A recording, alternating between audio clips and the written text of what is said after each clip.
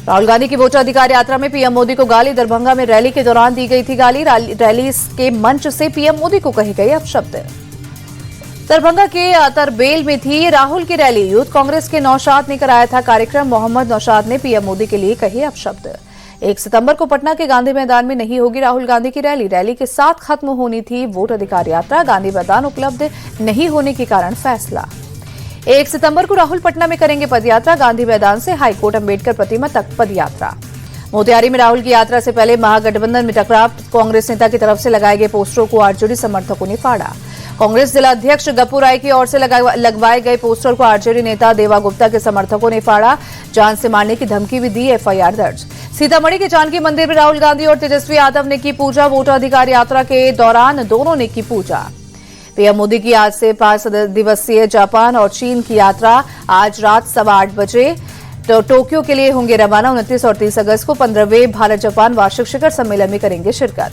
PM Modi 7 साल के बाद जापान की करेंगे यात्रा। पीएम शिगेरू इशिबा के साथ पहली बार जब भारत जापान वार्षिक शिखर सम्मेलन में हिस्सा लेंगे। द्विपक्षीय एजेंडे पर होगी चर्चा। पीएम मोदी 30 अगस्त को पीएम शिगेरू इशिबा के लंच में होंगे शामिल। पीएम इशिबा के साथ टोक्यो इलेक्ट्रॉन फैक्ट्री का भी करेंगे दौरा। पीएम मोदी जापान के बाद चीन का करेंगे दौरा। राष्ट्रपति शी जिनपिंग के निमंत्रण पर तियानजिन में 31 अगस्त और 1 सितंबर को शंघाई सहयोग परिषद की 25वीं बैठक में करेंगे शिरकत। पीएम मोदी 31 अगस्त को एससीओ राष्ट्राध्यक्षों के स्वागत भोज में होंगे शामिल। 1 सितंबर को होगा मुख्य शिखर सम्मेलन। पीएम मोदी द्वारा कुछ द्विपक्षीय बैठक करने की भी संभावना। भारत में अमेरिका का 50% टैरिफ लागू। $60 बिलियन से ज्यादा एक्सपोर्ट पर पड़ेगा असर। रूसी तेल की खरीद जारी रखने पर डोनाल्ड ट्रंप का फैसला। अमेरिकी टैरिफ को लेकर एक्शन में मोदी सरकार। कैबिनेट मीटिंग में स्वदेशी को बढ़ावा देने पर जोर। सूत्रों की खबर। यूएस के साथ ट्रेड पर बातचीत के रास्ते अब भी खुले। सरकार का यूएस के अलावा 40 देशों के साथ टेक्सटाइल एक्सपोर्ट बढ़ाने पर फोकस। छोटे व्यापारियों को मजबूत करने के लिए पीएम स्वनिधि योजना की मियाद बढ़ाई। अमेरिकी टैरिफ का सबसे ज्यादा टेक्सटाइल और ज्वेलरी इंडस्ट्री पर होगा असर। सी फूड और ऑटो पार्ट्स के व्यापार को भी हो सकता है घाटा। अमेरिका की 50% टैरिफ पर बोले केंद्रीय मंत्री कीर्तिवर्धन सिंह। भारत की अर्थव्यवस्था और उद्योग बहुत मजबूत। हम देश को नुकसान नहीं होने देंगे। कांग्रेस ने 50% टैरिफ लागू होने पर जताई चिंता। भूपेश बघेल बोले उद्योग और व्यापार बचाने के लिए उठाने होंगे तत्काल कदम। अमेरिका के 50% टैरिफ को लेकर मोहन भागवत का बड़ा संदेश। कहा स्वदेशी के लिए पहल जरूरी, प्रेशर में नहीं होना चाहिए इंटरनेशनल ट्रेड। संघ प्रमुख मोहन भागवत का बयान। कहा संघ जितना विरोध किसी संगठन का नहीं हुआ, बावजूद इसके स्वयंसेवकों के मन में समाज के प्रति प्रेम। जम्मू कश्मीर में भारतीय सेना ने घुसपैठ की कोशिश के नाकाम। एलओसी पर गुरेज सेक्टर में 2 आतंकवादियों को किया ढेर। तलाशी अभियान जारी। जम्मू कश्मीर के अवंतीपोरा में साकिब नाम का संदिग्ध आतंकवादी गिरफ्तार। पिस्तौल, मैगजीन और कारतूस भी बरामद। इसी साल मई में सीआरपीएफ परिसर में ग्रेनेड हमले का है आरोपी। जम्मू कश्मीर के भद्रवाह में फ्लैश फ्लड में फंसे कई लोग। बाढ़ में खंबे की मदद से लोगों को बाहर निकाला गया। जम्मू में भगवती नगर के चौथे तवी पुल को नुकसान पहुंचा। लगातार बारिश के बाद हालात बिगड़े। जम्मू कश्मीर में कटरा रियासी रोड पर फिर हुई लैंडस्लाइड। आसपास मची अफरा तफरी। जानमाल का कोई नुकसान नहीं।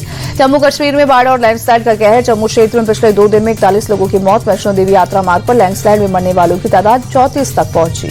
जम्मू में 24 घंटे में 380 मिलीमीटर की रिकॉर्ड बारिश। 1910 के बाद एक दिन में सबसे ज्यादा बारिश से बेहाल हुआ शहर। सीएम उमर अब्दुल्ला ने पीएम मोदी से की बात। जम्मू कश्मीर में आई आपदा पर दिया अपडेट। मदद के लिए सरकार का जताया आभार। चिनाब नदी में जबरदस्त तूफान से रियासी में खोले गए सलाल डैम के गेट। रियासी के कई इलाके बाढ़ की चपेट में। डोडा के भद्रवाह में भारी बारिश के बाद अचानक आई बाढ़। बाढ़ से कई घर और धार्मिक स्थल तबाह। उधमपुर में जम्मू श्रीनगर राष्ट्रीय राजमार्ग पर एक ब्रिज ढहा। पुल ढहने से जम्मू और श्रीनगर का संपर्क टूटा। इलाके के 30 से 35 घरों को नुकसान। जम्मू कश्मीर के रामबन में सीआरपीएफ की 88वीं बटालियन तैनात। चंदरकोट इलाके में चला रही है रेस्क्यू ऑपरेशन। इलाके में बारिश से हुई है भारी तबाही। जम्मू कश्मीर के अनंतनाग में बाढ़ के हालात। एसडीआरएफ की टीम रेस्क्यू में जुटी। मोटर बोट के सहारे लोगों को बाढ़ प्रभावित इलाकों से सुरक्षित जगह पहुंचा रही। जम्मू कश्मीर के सोनमर्ग में कैंपिंग करने का इलाका डूबा। नदियों का जलस्तर बढ़ने से कैंपिंग का इलाका पूरा डूबा। जम्मू के साथ पंजाब पर जबरदस्त जल प्रहार। गुरदासपुर से डेरा बाबा नानक टाउन से आर्मी के 38 और बीएसएफ के 10 जवानों का रेस्क्यू। गुरदासपुर में अचानक आई बाढ़ में जवाहर नवोदय के 400 से ज्यादा बच्चे फंसे। सभी बच्चों को सुरक्षित निकाला गया। पंजाब में भारी बारिश के बाद पठानकोट के पास माधोपुर हेडवर्कर्स बैराज के 2 गेट टूटे। आसपास के गांव में भरा पानी। करीब 50 लोग फंसे। अमृतसर के रामदास इलाके में आई बाढ़ में कई लोग फंसे। लोगों को निकालने के लिए एनडीआरएफ की टीमें लगाई गईं। हिमाचल प्रदेश के चंबा में लैंडस्लाइड से दरगाह पहाड़ 2 मंजिला मकान नदी में समाया।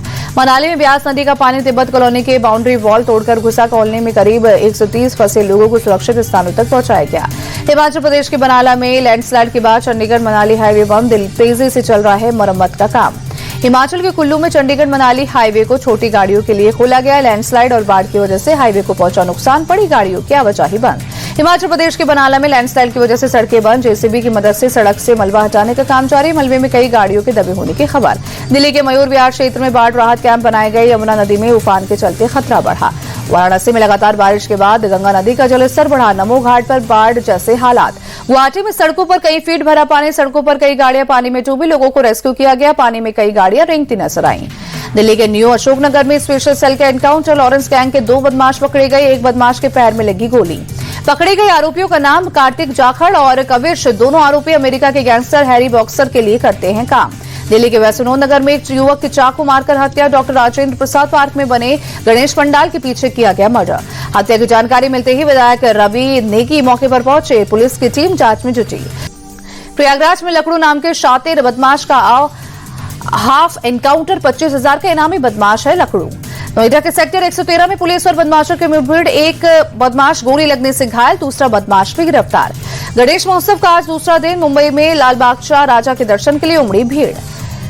अभिनेत्री जैकलीन पहुंची लालबाग के राजा के दरबार में। जैकलीन ने की गणपति की पूजा। मुंबई के लालबागचा राजा के दरबार में पहुंचे केंद्रीय मंत्री नितिन गडकरी। परिवार संघ की भगवान गणेश की पूजा।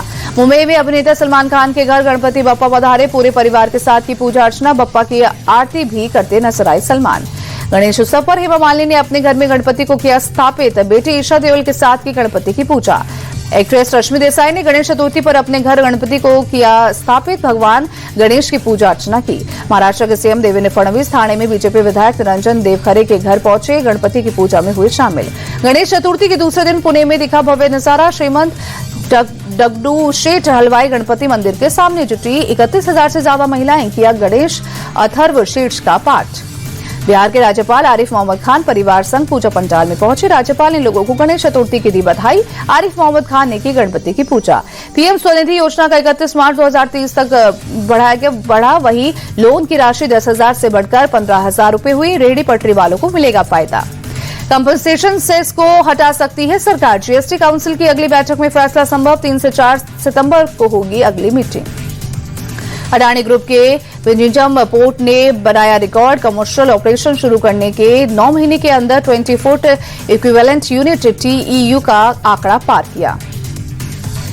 विंझिंगम इंटरनेशनल पोर्ट पर अब तक 460 से ज्यादा जहाज आए, जिनमें 26 अल्ट्रा लार्ज कंटेनर वेसल भी शामिल। 3 दिसंबर 2024 को शुरू हुआ था पोर्ट। नीरज चोपड़ा अभी अपनी तकनीक से नहीं है खुश। कहा कोच जान के साथ मिलकर और उनकी तकनीक सुधारने पर काम कर रहे हैं। नीरज ने कहा दोहा डायमंड लीग में 90+ मीटर का थ्रो परफेक्ट नहीं था, सुधार पर कर रहे हैं काम। पीवी सिंधु ने BWF वर्ल्ड चैंपियनशिप के विमेंस सिंगल्स के राउंड ऑफ 32 मैच में मलेशिया के शटलर को हराया। राउंड ऑफ 16 में बनाई जगह। BWF वर्ल्ड चैंपियनशिप के मेंस सिंगल्स में भारत के HS प्रणय हारे। डेनमार्क के आंद्रेस एंटोसेन ने शिकस्त दी। मिक्स डबल्स भारतीय जोड़ी ध्रुव कपिला और तनिषा क्रुस्टो ने भी राउंड ऑफ 32 में जीती।